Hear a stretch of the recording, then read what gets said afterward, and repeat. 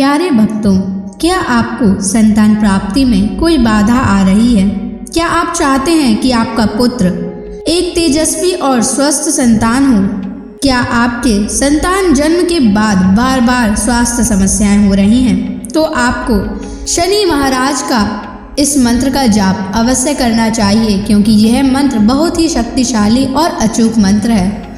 इस मंत्र के नियमित 108 बार जाप करने मात्र से ही आपका पुत्र तेजस्वी और बुद्धिमान हो जाएगा और गर्भधारण में आ रही बाधाएं समाप्त हो जाएंगी। संतान दीर्घायु और बुद्धिमान बन जाएगा।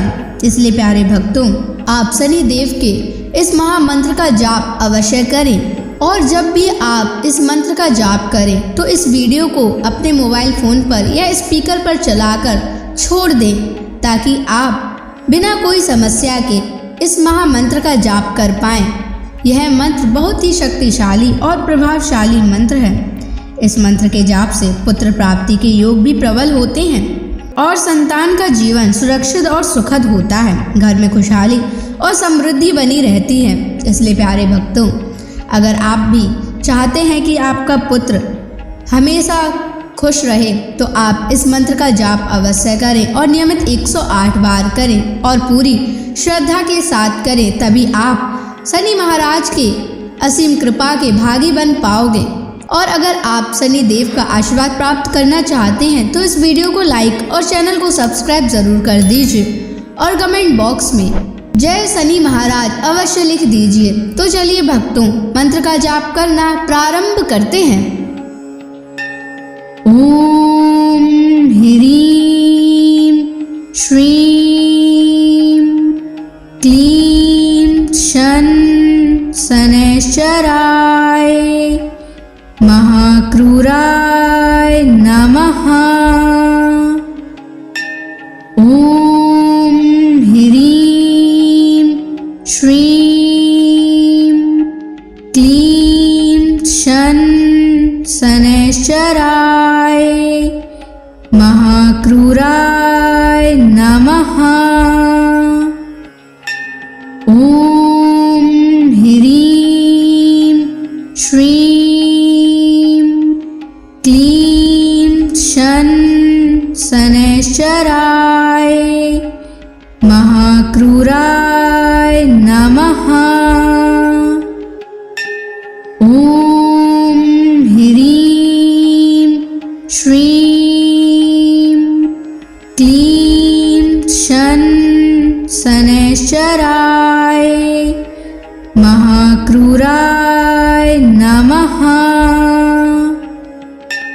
ओम ह्रीं श्रीं क्लीं शन शनैश्चराय महाक्रूराय नमः। ओम ह्रीं श्रीं क्लीं शन शनैश्चराय महाक्रूराय नमः। ओम ह्रीं श्रीं क्लीं शन शनैश्चराय महाक्रूराय नमः। ओम ह्रीं श्रीं क्लीं शन शनैश्चराय महाक्रूराय नमः। ओम ह्रीं श्रीं क्लीं शन शनैश्चराय महाक्रूराय नमः। ओम ह्रीं श्रीं क्लीं शन शनैश्चराय महाक्रूराय नमः। ओम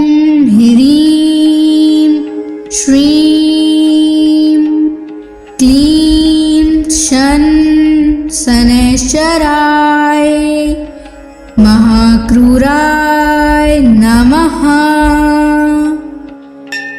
ॐ ह्रीं श्रीं क्लीं शनैश्चराय महाक्रूराय नमः।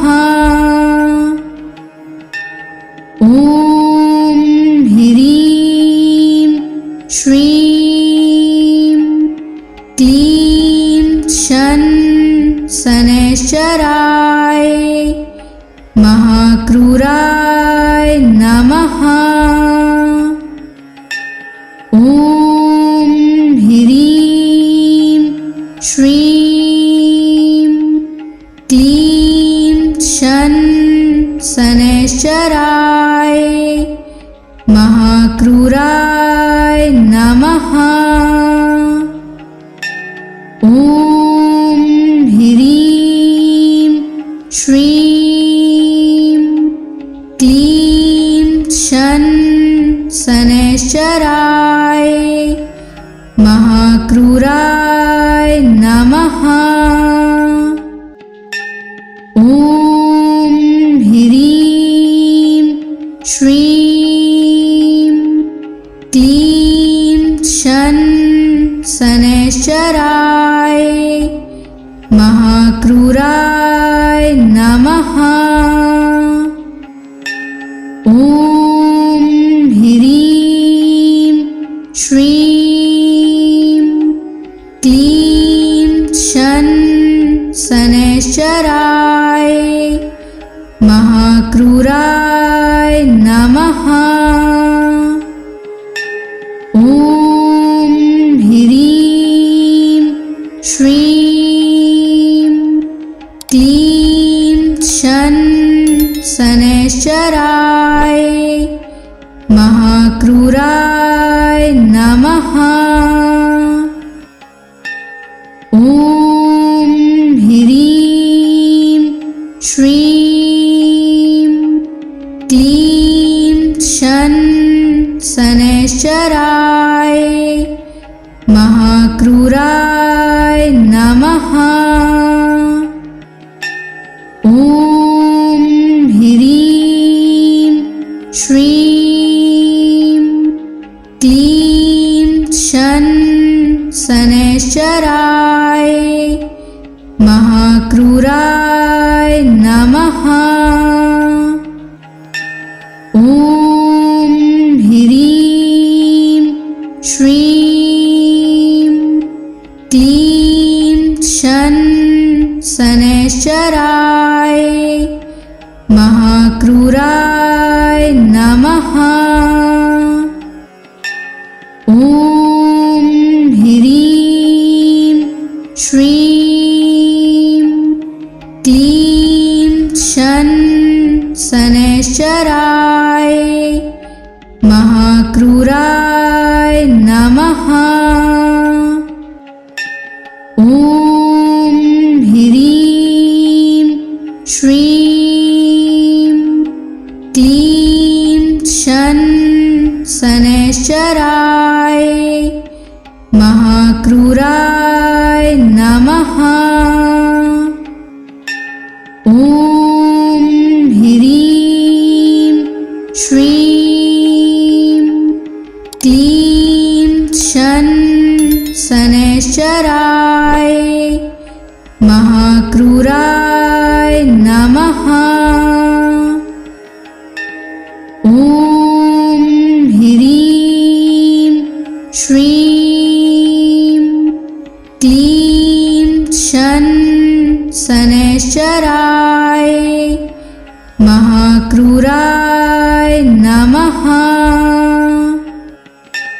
ॐ ह्रीं श्रीं क्लीं शनैश्चराय महाक्रूराय नमः। ॐ ह्रीं श्रीं क्लीं शनैश्चराय महाक्रूराय नमः। ॐ ह्रीं श्रीं क्लीं शन शनैश्चराय महाक्रूराय नमः। ॐ ह्रीं श्रीं क्लीं शन शनैश्चराय महाक्रूराय नमः। ॐ ह्रीं श्रीं क्लीं शन शनैश्चराय महाक्रूराय नमः। ॐ ह्रीं श्रीं क्लीं शन शनैश्चराय महाक्रूराय नमः। ॐ ह्रीं श्रीं क्लीं शन शनैश्चराय महाक्रूराय नमः। ॐ ह्रीं श्रीं क्लीं शन शनैश्चराय महाक्रूराय नमः। ॐ ह्रीं श्रीं क्लीं शन शनैश्चराय महाक्रूराय नमः। ॐ ह्रीं श्रीं क्लीं शन शनैश्चराय महाक्रूराय नमः। ॐ ह्रीं श्रीं क्लीं शन शनैश्चराय महाक्रूराय नमः। ॐ ह्रीं श्रीं क्लीं शन शनैश्चराय महाक्रूराय नमः। ॐ ह्रीं श्रीं क्लीं शन शनैश्चराय महाक्रूराय नमः। ॐ ह्रीं श्रीं क्लीं शन शनैश्चराय महाक्रूराय नमः। ॐ ह्रीं श्रीं क्लीं शन शनैश्चराय महाक्रूराय नमः। ॐ ह्रीं श्रीं क्लीं शन शनैश्चराय महाक्रूराय नमः। ॐ ह्रीं श्रीं क्लीं शन शनैश्चराय महाक्रूराय नमः। ॐ ह्रीं श्रीं क्लीं शन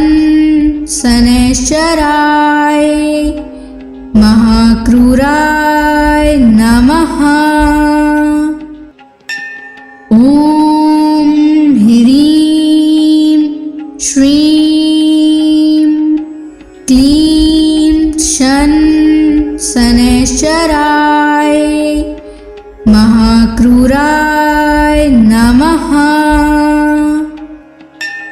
ॐ ह्रीं श्रीं क्लीं शन शनैश्चराय महाक्रूराय नमः। ॐ ह्रीं श्रीं क्लीं शन शनैश्चराय महाक्रूराय नमः। ॐ ह्रीं श्रीं क्लीं शन शनैश्चराय महाक्रूराय नमः। ॐ ह्रीं श्रीं क्लीं शन शनैश्चराय महाक्रूराय नमः। ॐ ह्रीं श्रीं क्लीं शन शनैश्चराय महाक्रूराय नमः। ॐ ह्रीं श्रीं क्लीं शन शनैश्चराय महाक्रूराय नमः। ॐ ह्रीं श्रीं क्लीं शन शनैश्चराय महाक्रूराय नमः।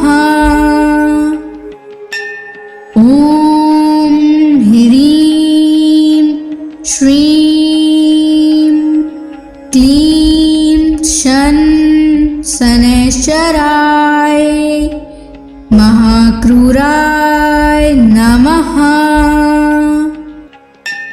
ॐ ह्रीं श्रीं क्लीं शन शनैश्चराय महाक्रूराय नमः। ॐ ह्रीं श्रीं क्लीं शन शनैश्चराय महाक्रूराय नमः।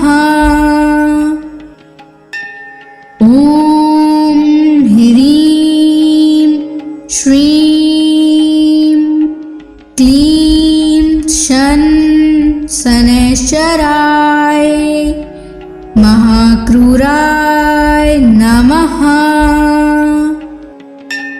ॐ ह्रीं श्रीं क्लीं शन शनैश्चराय महाक्रूराय नमः। ॐ ह्रीं श्रीं क्लीं शन शनैश्चराय महाक्रूराय नमः। ॐ ह्रीं श्रीं क्लीं शन शनैश्चराय महाक्रूराय नमः। ॐ ह्रीं श्रीं क्लीं शन शनैश्चराय महाक्रूराय नमः। ॐ ह्रीं श्रीं क्लीं शन शनैश्चराय महाक्रूराय नमः। ॐ ह्रीं श्रीं क्लीं शन शनैश्चराय महाक्रूराय नमः। ॐ ह्रीं श्रीं क्लीं शन शनैश्चराय महाक्रूराय नमः। ॐ ह्रीं श्रीं क्लीं शन शनैश्चराय महाक्रूराय नमः। ॐ ह्रीं श्रीं क्लीं शन शनैश्चराय महाक्रूराय नमः। ॐ ह्रीं श्रीं क्लीं शन शनैश्चराय महाक्रूराय नमः। ॐ ह्रीं श्रीं क्लीं शन शनैश्चराय महाक्रूराय नमः। ॐ ह्रीं श्रीं क्लीं शन शनैश्चराय महाक्रूराय नमः। ॐ ह्रीं श्रीं क्लीं शन शनैश्चराय महाक्रूराय नमः। ॐ ह्रीं श्रीं क्लीं शन शनैश्चराय महाक्रूराय नमः।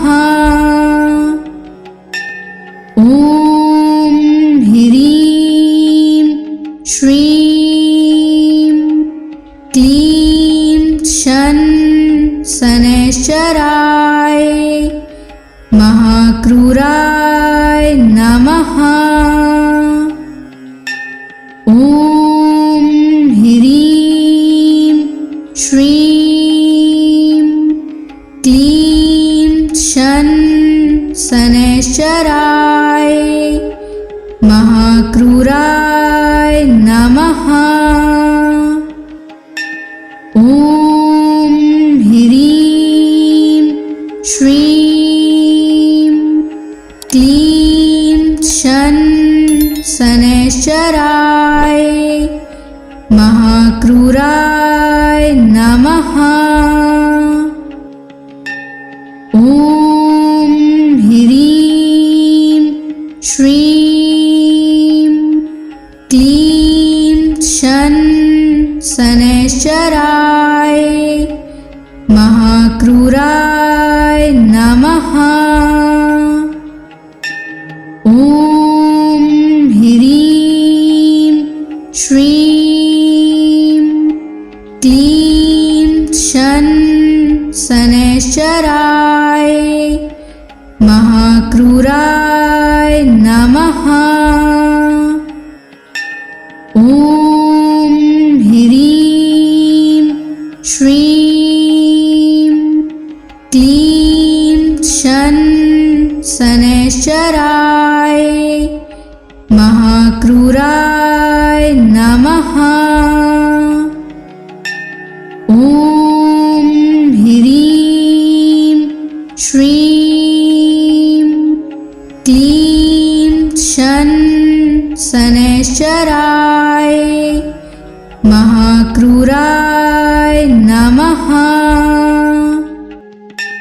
ॐ ह्रीं श्रीं क्लीं शन शनैश्चराय महाक्रूराय नमः। ॐ ह्रीं श्रीं क्लीं शन शनैश्चराय महाक्रूराय नमः। ॐ ह्रीं श्रीं क्लीं शन शनैश्चराय महाक्रूराय नमः। ॐ ह्रीं श्रीं क्लीं शन शनैश्चराय महाक्रूराय नमः। ॐ ह्रीं श्रीं क्लीं शन शनैश्चराय महाक्रूराय नमः। ॐ ह्रीं श्रीं क्लीं शन शनैश्चराय महाक्रूराय नमः। ॐ ह्रीं श्रीं क्लीं शन शनैश्चराय महाक्रूराय नमः। ॐ ह्रीं श्रीं क्लीं शन शनैश्चराय महाक्रूराय नमः। ॐ ह्रीं श्रीं क्लीं शन शनैश्चराय महाक्रूराय नमः। ॐ ह्रीं श्रीं क्लीं शन शनैश्चराय महाक्रूराय नमः। ॐ ह्रीं श्रीं क्लीं शन शनैश्चराय महाक्रूराय नमः। ॐ ह्रीं श्रीं क्लीं शन शनैश्चराय महाक्रूराय नमः। ॐ ह्रीं श्रीं क्लीं शन शनैश्चराय महाक्रूराय नमः। ॐ ह्रीं श्रीं क्लीं शन शनैश्चराय महाक्रूराय नमः। ॐ ह्रीं श्रीं क्लीं शन शनैश्चराय महाक्रूराय नमः। ॐ ह्रीं श्रीं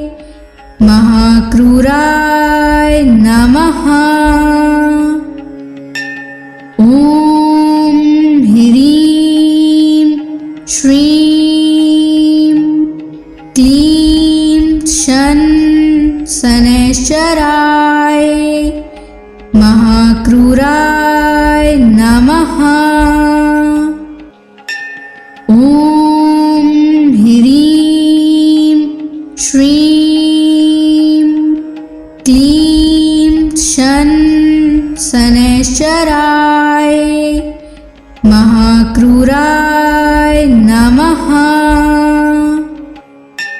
ॐ ह्रीं श्रीं क्लीं शन शनैश्चराय महाक्रूराय नमः।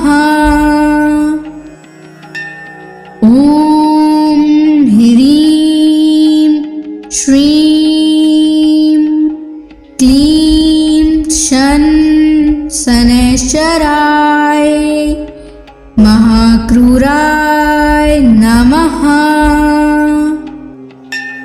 ॐ ह्रीं श्रीं क्लीं शन शनैश्चराय महाक्रूराय नमः।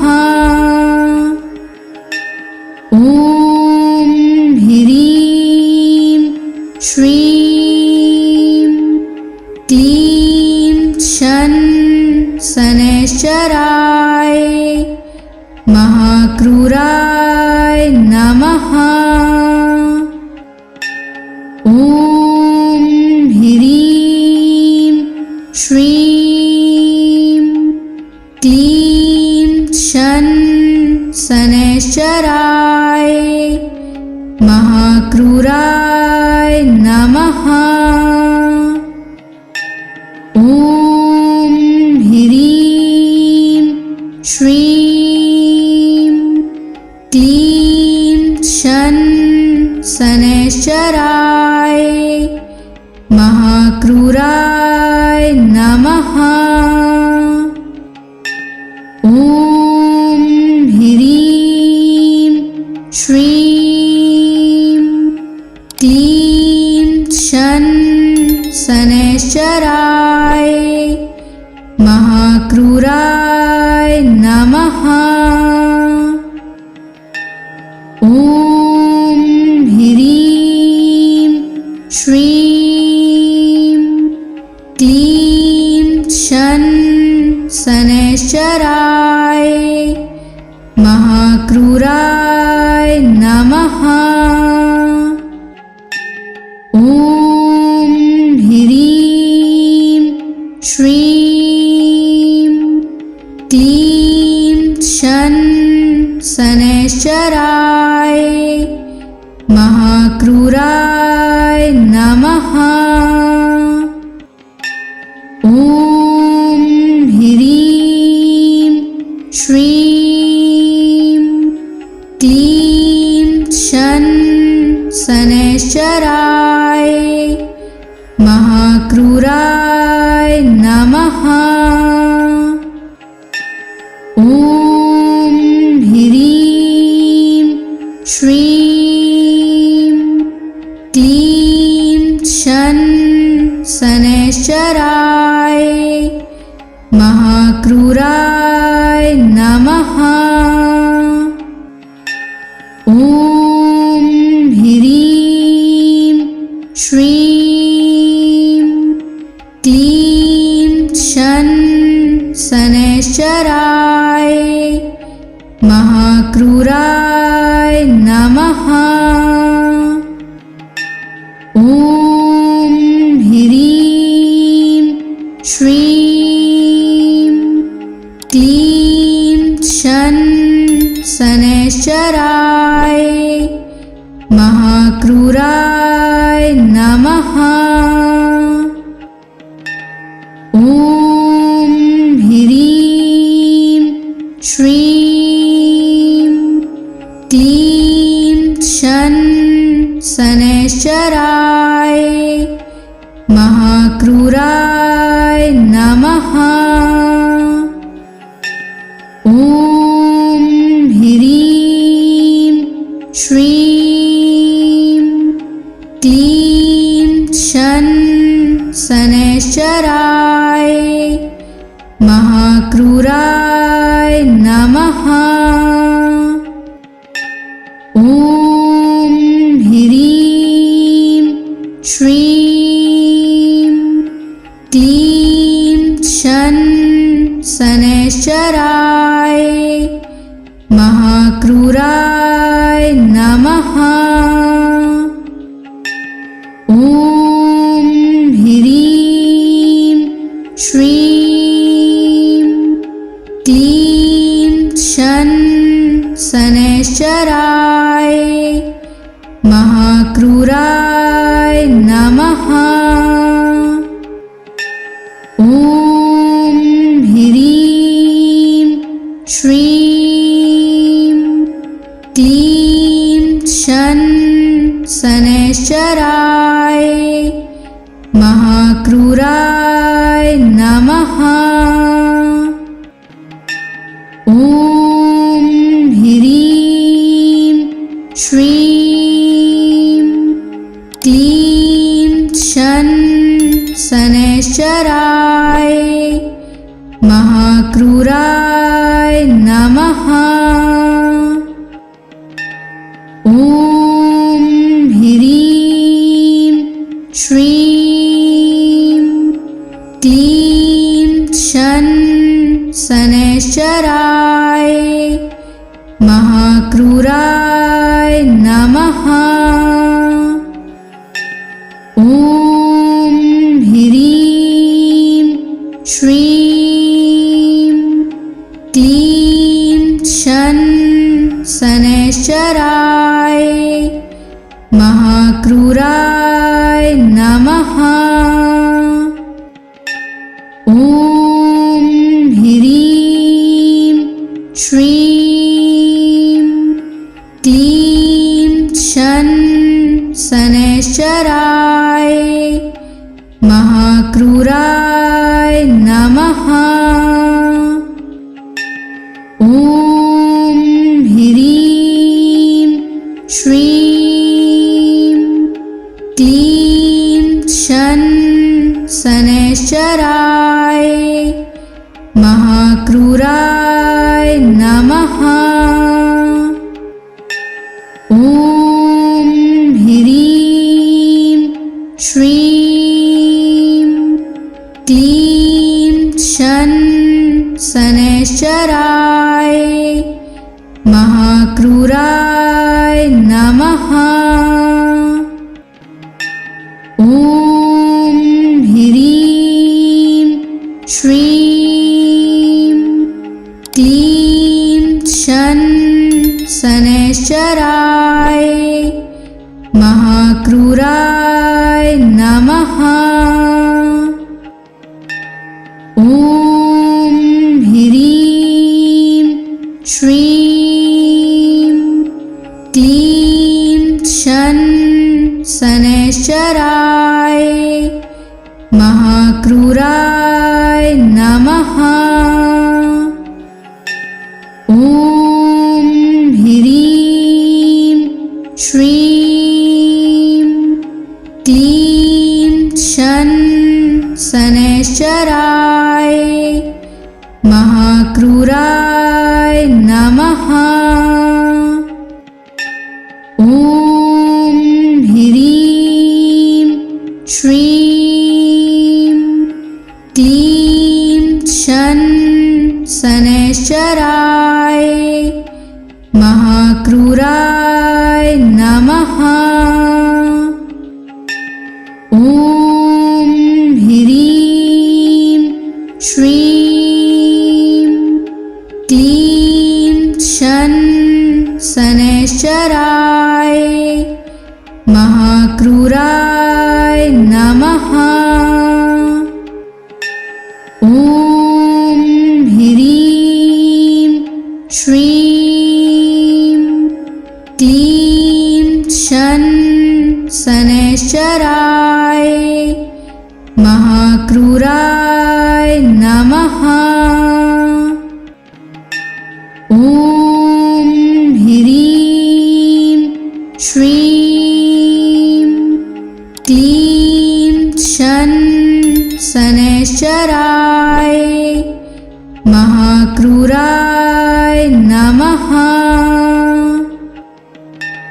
ॐ ह्रीं श्रीं क्लीं शन शनैश्चराय महाक्रूराय नमः।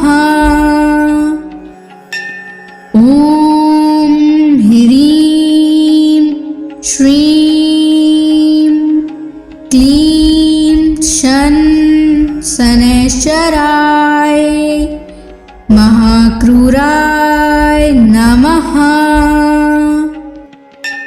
ॐ ह्रीं श्रीं क्लीं शन शनैश्चराय महाक्रूराय नमः। ॐ ह्रीं श्रीं क्लीं शन शनैश्चराय महाक्रूराय नमः। ॐ ह्रीं श्रीं क्लीं शन शनैश्चराय महाक्रूराय नमः। ॐ ह्रीं श्रीं क्लीं शन शनैश्चराय महाक्रूराय नमः। ॐ ह्रीं श्रीं क्लीं शन शनैश्चराय महाक्रूराय नमः। ॐ ह्रीं श्रीं क्लीं शन शनैश्चराय महाक्रूराय नमः।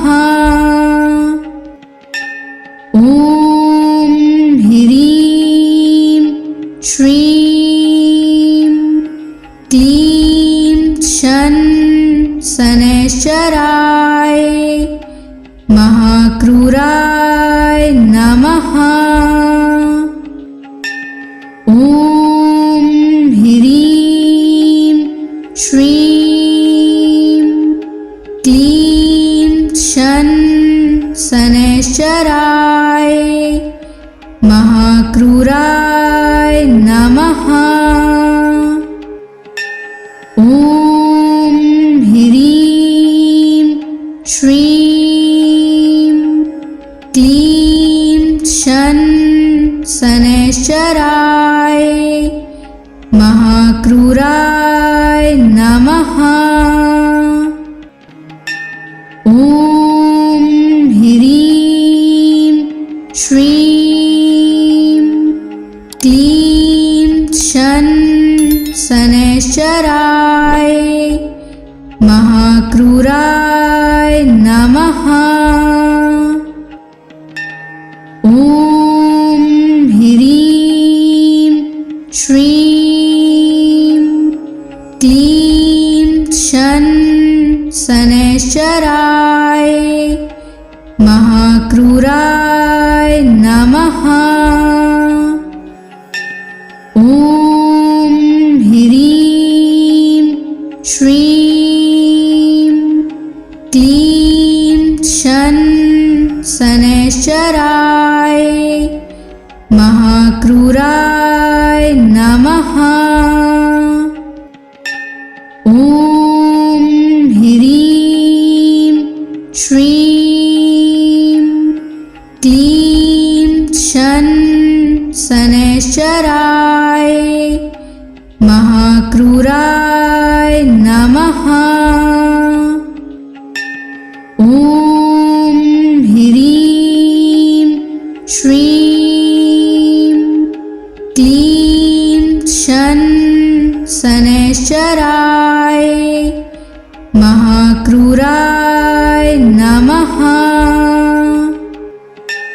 ॐ ह्रीं श्रीं क्लीं शन शनैश्चराय महाक्रूराय नमः।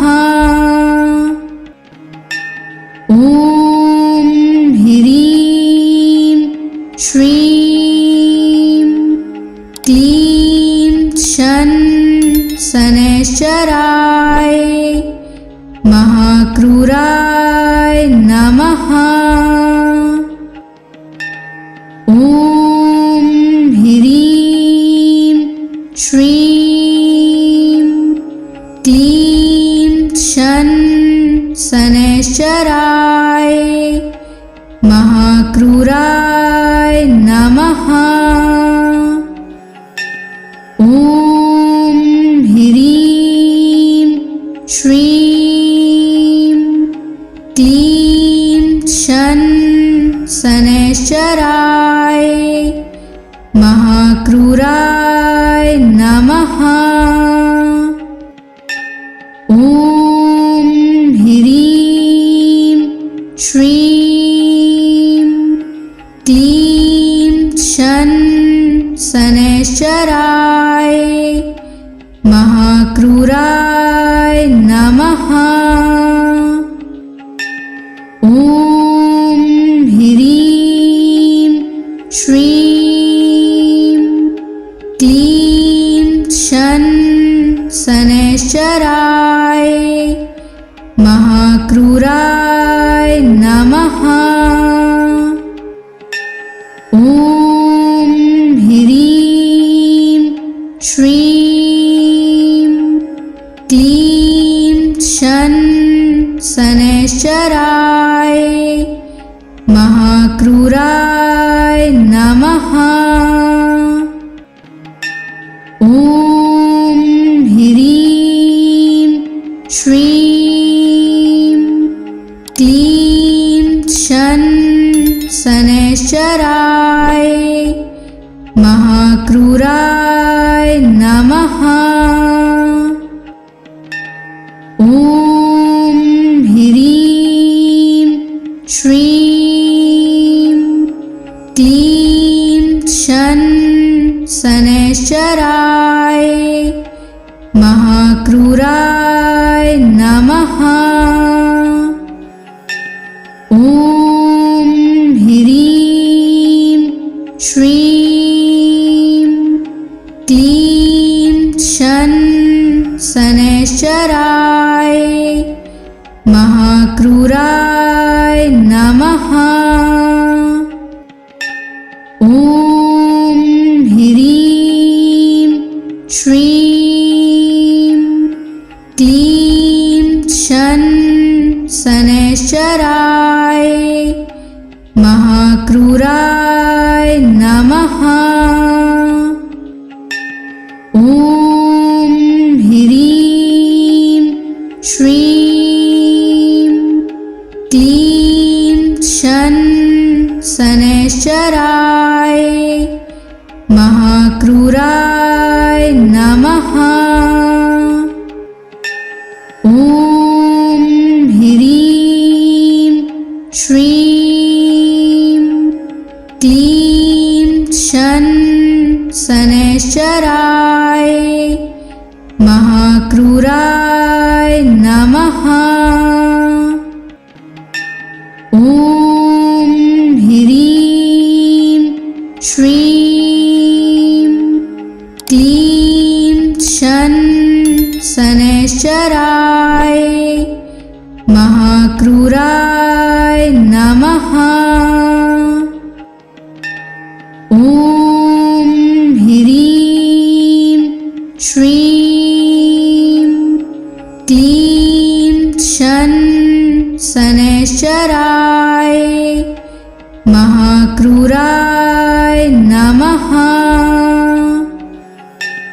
ॐ ह्रीं श्रीं क्लीं शन शनैश्चराय महाक्रूराय नमः। ॐ ह्रीं श्रीं क्लीं शन शनैश्चराय महाक्रूराय नमः। ॐ ह्रीं श्रीं क्लीं शन शनैश्चराय महाक्रूराय नमः।